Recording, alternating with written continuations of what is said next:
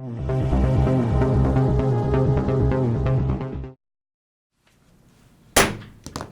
this time, I'll call the January 16th, 2020 meeting to order for the Dickinson County Commission. Would you please stand and join in the flag salute? I pledge allegiance to the flag of the United States of America, and to the republic for which it stands, one nation, under God, indivisible, with liberty and justice for all.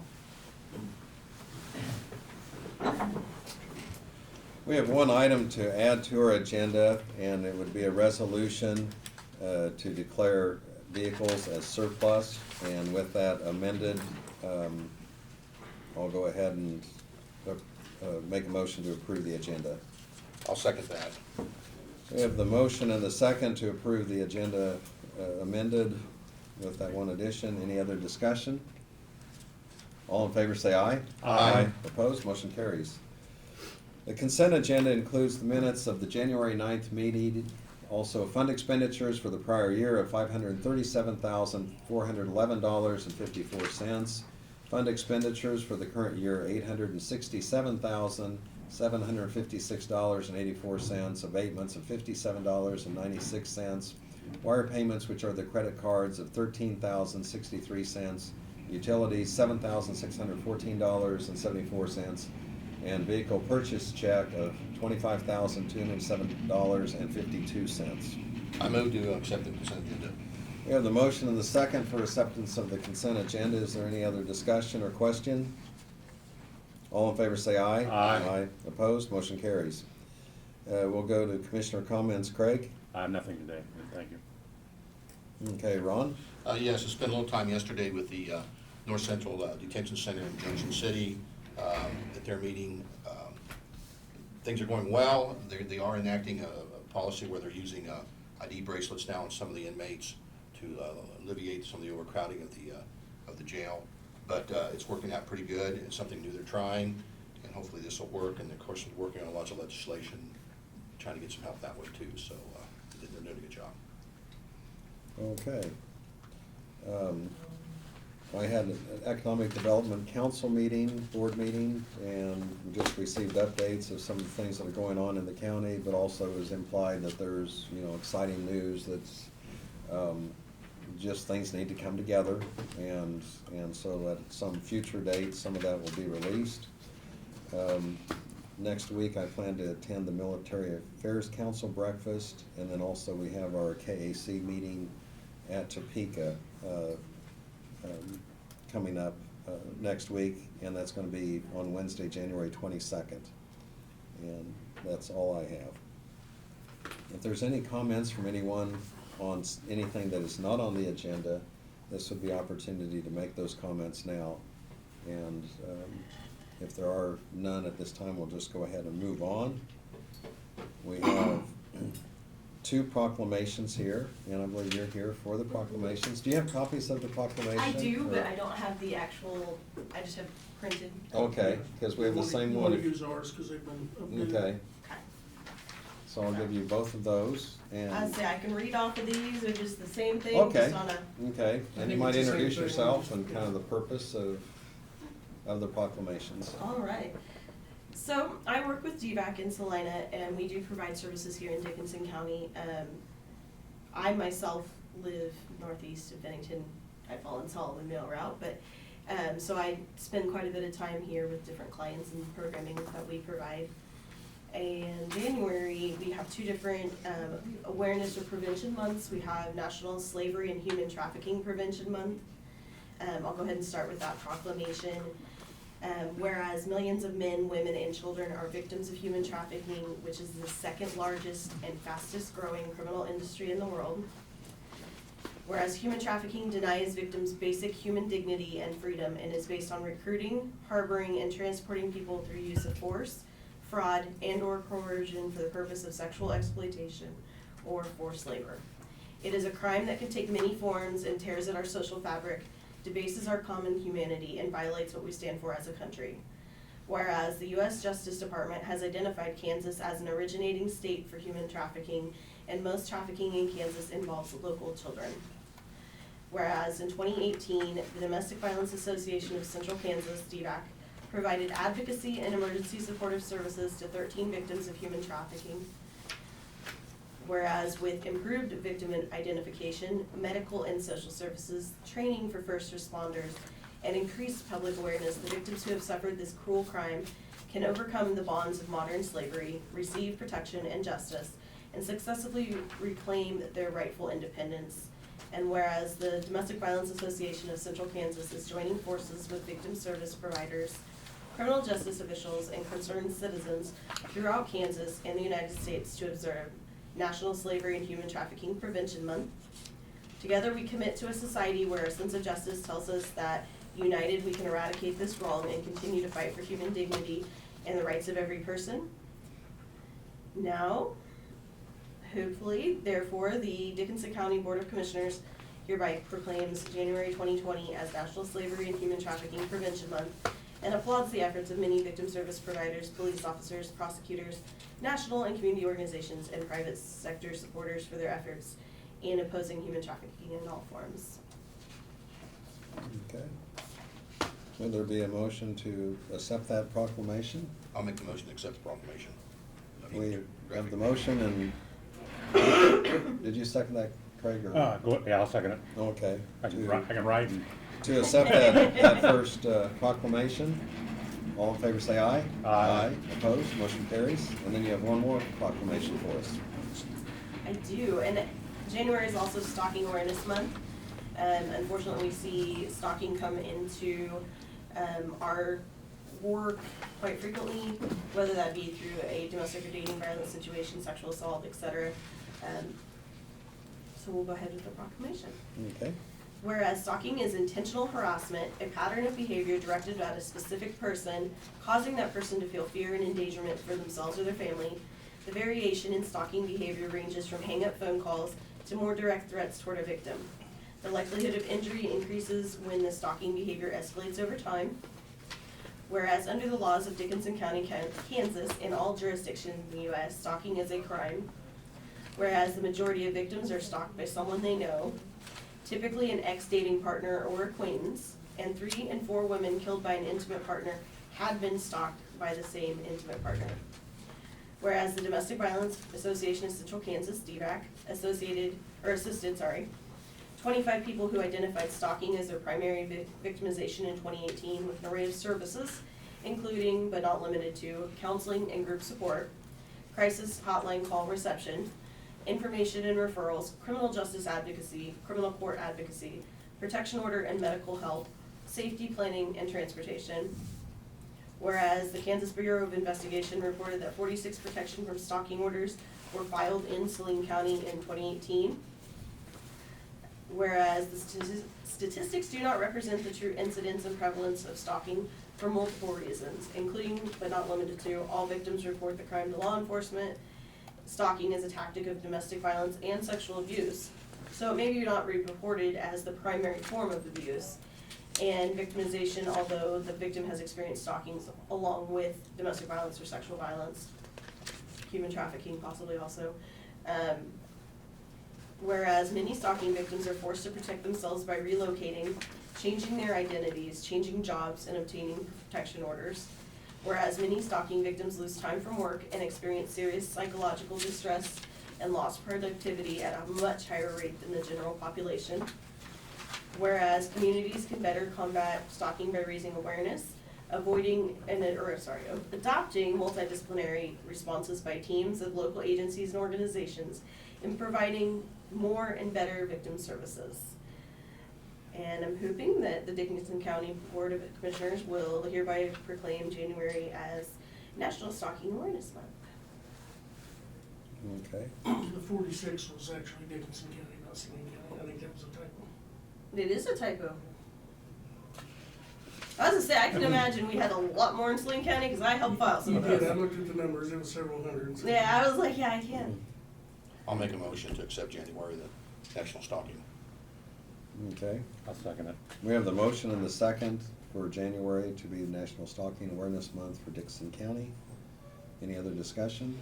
All in favor say aye. Aye. Aye. Opposed, motion carries.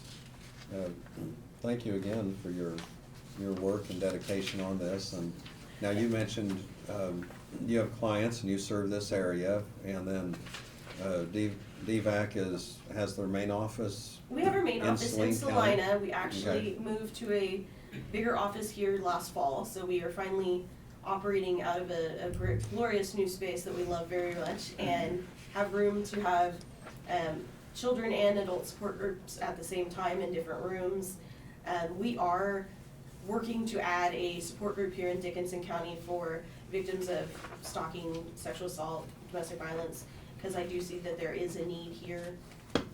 I personally have worked with several clients in this area, and I know that it can be hard if you don't have adequate transportation to get into Salina to meet those things, or the funding for gas can be really difficult to come by. So that's something we are in the works of trying to get established here, probably starting once a month. If there's greater need, we'll improve as much as needed. And I know you don't give out some of the information, but you do have either safe houses here in Dickinson County or Salina where Yes. you're able to get them to a safe, secure Yes, we place have, while you're we helping have a them. shelter of our own. I think we are up to, we doubled our shelter size. I think we're up to 32 beds. We do also, our new shelter has allowed us to include pets. So people that leave or don't want to leave because their cat, dog, etc. is in the home, that is their child, that is their important member of the family. We now have resources to house, provide food, cat litter, etc., to help with those services, funding to also help with veterinary services if that's required, etc.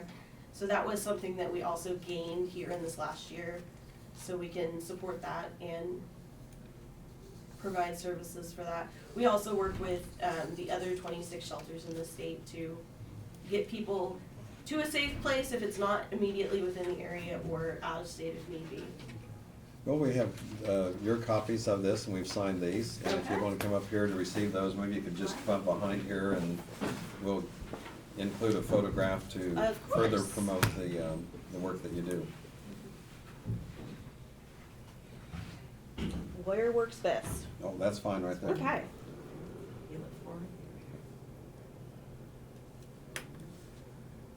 Jeez. One more? Please. Okay.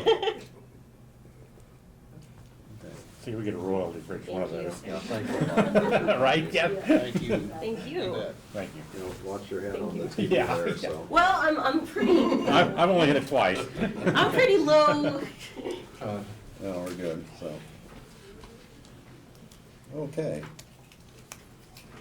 We do not have any other proclamations, and you're welcome to stay. We'll probably be here another 10, 15 minutes, but if you need to leave too, I understand. Okay, we'll go to our reports from county officers. Brad, if you'd give us the administrative report. Okay, you've got, in your package, you've got the staff report for 2019. What Diane has provided, it shows the full year, had some ups and downs, but I think nothing out of the ordinary there, unless you have any questions, well, it kind of speaks for itself. I scheduled, go ahead. I know we haven't talked about it. Any applicants for the road and bridge or? He had a couple, but I don't know that they fit the bill. Okay. And he said the other day, well, at the staff or department head meeting, that he had one mechanic that applied, but I don't. Oh, I didn't know. I missed that when he said that, I guess. Yeah, so, they're continuing to try, I mean, there's nobody knocking the door down Right. there, unfortunately. We did lose another one there with, hadn't been here but a couple months. He, lived in Junction City and was coming over here, he's ex-military, and we got a job within a couple blocks of where he lives. And he did, Diane did tell me that he was, very adamant to express it wasn't pay, it wasn't benefits, it wasn't anything, he enjoyed working here. He just, he can go to work 2 blocks away. Yeah. Versus driving over here, so, Mhm. and that job came about and he wasn't available when he applied with us, so. He gave a good report on his exit interview, so. But Martin does continue to hunt, it seems like it's never ending battle, so. You probably see some of the the bills come across for the townships, where we've been utilizing them a little bit more to do some of that blading, just because we're short-handed, so. I scheduled the annual PBC meeting for the 20th of February at 10 a.m. here during your work session, and that was mainly to give them, the members of the PBC notice and enough time to arrange their schedules, and then do it a little earlier in the morning so that a couple of them could come here and then go to work out of the area, so we'll get that scheduled or get that taken care of. Tonight, I'm gonna attend the Fair Board meeting at 6:30 at Sterl Hall, and answer any questions they may have, or any questions I may be able to answer about possibly using Sterl Hall for our relocate. Martin's in the process of soliciting bids for replacing the asphalt paver, the one we sold last year. The first bid in came in, what we thought was pretty reasonable. It was, I wanna say $187,000, which sounds high, but remember, we got 60-some thousand out of the old one that we sold. So, those things seemed to hold their price, and that was actually for a brand new machine, that wasn't a used machine, so.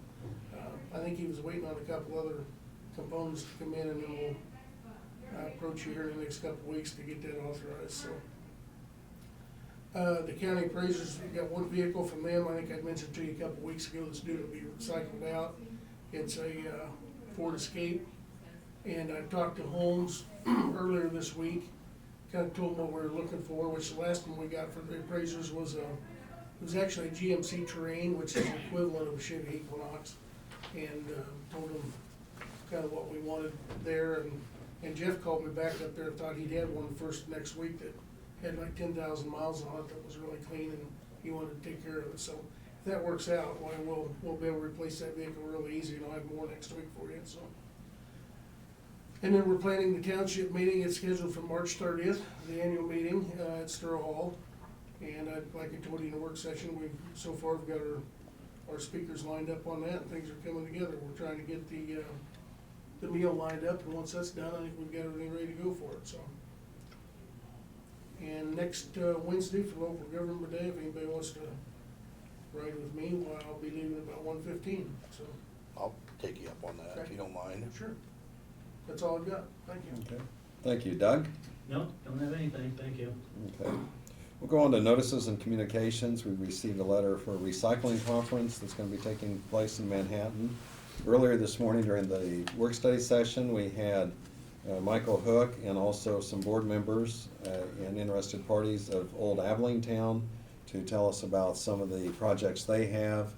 And they're utilizing some volunteers, but also private funding.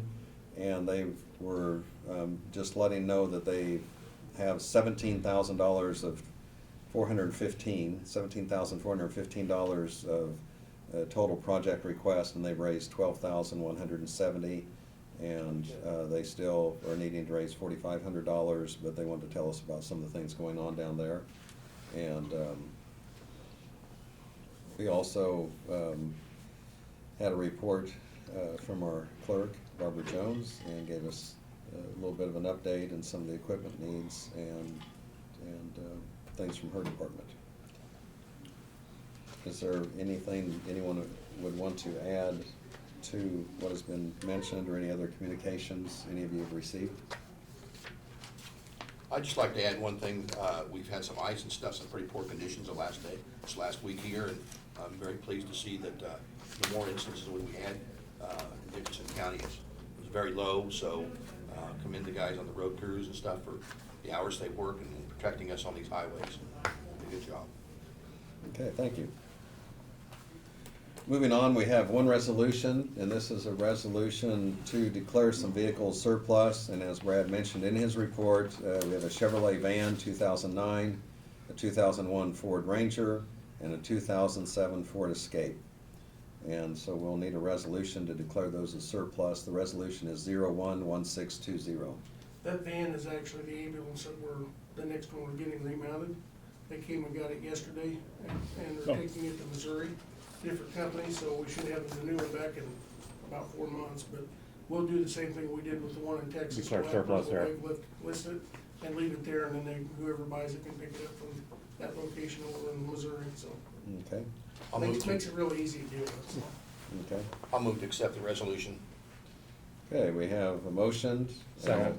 And a second from Craig to adopt the resolution 011620 declaring those vehicles as surplus. Any other discussion? All in favor say aye. Aye. Opposed, motion carries. We do not have any unfinished business or other business. Is there a motion to adjourn? I'll make a motion to adjourn. I'll second it. We have a motion and a second to adjourn. Any discussion? All in favor say aye. Aye. Opposed, motion carries. We're adjourned.